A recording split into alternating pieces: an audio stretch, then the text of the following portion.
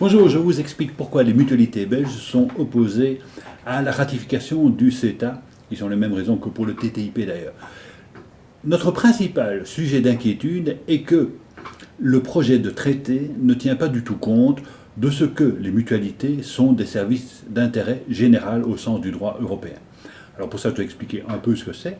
Dans un système classique d'économie, il y a d'un côté les entreprises privées, celles qui sont là pour faire du bénéfice, c'est leur boulot, et d'autre part les services publics qui ont pour finalité non pas de faire du bénéfice, mais de rendre des services à la population. C'est ce qu'on appelle le modèle classique de l'économie libérale de marché. Or, l'Europe n'est pas une économie libérale de marché, mais comme le précisent les articles 2 du traité de Nice et 3 du traité de Lisbonne, ou l'inverse, il s'agit d'une économie sociale de marché. Pourquoi ? Parce qu'entre ces deux piliers classiques, il y a un troisième pilier qui est caractérisé par le fait qu'il s'agit d'entreprises privées qui rendent des services publics. Ce sont les entreprises que l'on a qualifiées de services d'intérêt général et dont les caractéristiques ont été dégagées par la Cour de justice de l'Union européenne depuis une cinquantaine d'années. Cette caractéristique importante de l'économie européenne a été totalement oubliée par les négociateurs du CETA. Quand je dis totalement oublié, c'est vraiment totalement. Il n'y a pas un mot qui concerne les services d'intérêt général, alors qu'il s'agit, je le rappelle, d'une caractéristique fondamentale de l'économie européenne. La conséquence de cet oubli est que les règles prévues pour les entreprises privées dans le CETA vont s'appliquer aux services d'intérêt général, aux mutualités, et notamment les règles de la concurrence.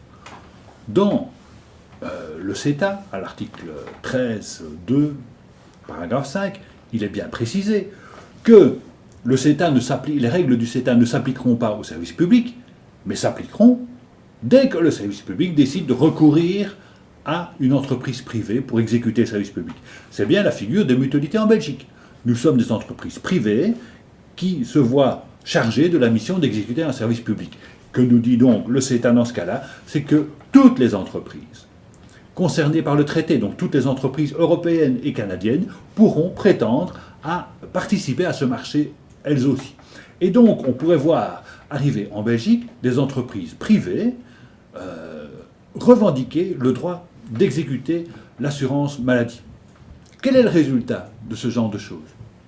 Inutile d'imaginer. Il suffit de regarder ce qui s'est passé en Slovaquie. En Slovaquie, il y a 5 ou 6 ans d'ici, le gouvernement a décidé, mu par une illumination soudaine, de mettre en concurrence les services publics et les entreprises privées en ce qui concerne l'exécution de la sécurité sociale. Le but du jeu était de faire des économies, parce que les entreprises privées sont plus efficaces et tchic et tchac. Résultat, après moins de 2 ans, le gouvernement slovaque a dû rompre le contrat qui le liait à une entreprise d'assurance hollandaise, parce que la situation était devenue catastrophique. Les entreprises privées, qui n'ont pour but que, certes, faire ce pourquoi elles sont engagées, mais surtout faire des bénéfices, ne s'occupaient plus du tout de ce qui fait le cœur de la sécurité sociale, l'aspect social précisément. Le résultat a été que l'État slovaque s'est vu réclamer des fortunes pour rupture de contrat, mais je veux dire, ça c'est un détail. Ceci nous montre que le risque que présente le CETA est réel et n'est pas du tout fantasmatique. Un autre élément extrêmement important pour prouver que ce risque est réel se trouve dans le CETA lui-même, ce sont les réserves émises par l'Allemagne qui concernent précisément ces entreprises, ces services d'intérêt général, ceux qui se consacrent à l'exécution de la sécurité sociale. Le gouvernement allemand, qu'on ne peut pas taxer de rigolo, a estimé nécessaire de protéger son système de sécurité sociale. Or, le système belge est exactement le même que celui de l'Allemagne, et le gouvernement belge n'a pas cru opportun d'introduire des réserves pour le protéger. Les mutualités, j'insiste sur le fait qu'il s'agit de l'ensemble des mutualités belges, ont demandé au gouvernement d'émettre des réserves, au moins d'émettre des réserves, sinon de s'opposer au CETA qui les met en péril. Le résultat est pratiquement nul. Seul le Parlement wallon a émis une opposition à la signature du CETA.